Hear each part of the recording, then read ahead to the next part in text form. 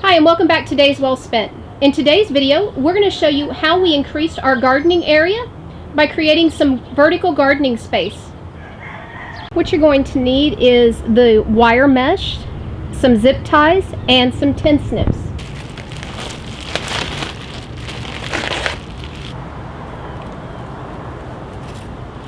You'll need to decide how many times you want to wrap your fencing around your pole.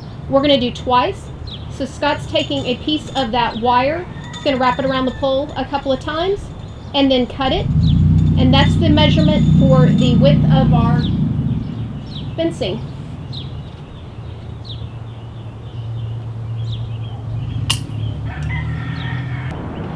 Okay, so I'm just going to use this wire as kind of a measuring tool so I know it's about there. And then we'll just cut down this line of these little honeycombs to get our piece of wire off, or piece of chicken wire off.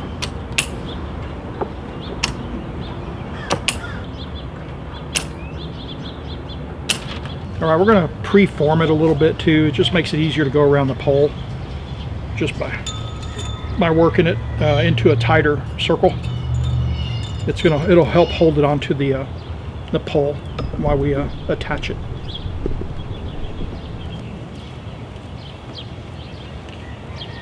So to attach the chicken wire to our fence pole, and these are the fence poles that go to the awning that we show how to build for your shade cover, we're going to use zip ties. So we went with a chicken wire that is tall enough to almost cover the entire pole from top to bottom.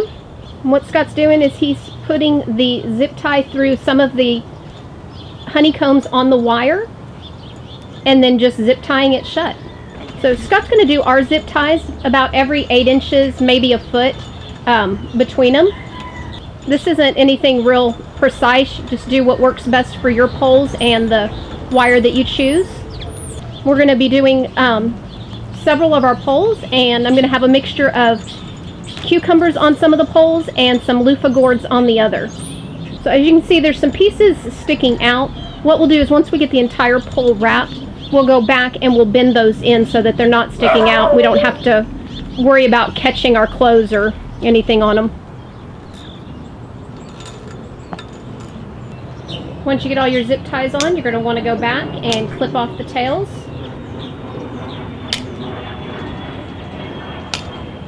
Okay, so now Scott's going to go through and push all those little pieces that are sticking out inward towards the pole so we don't have to worry about snagging on them.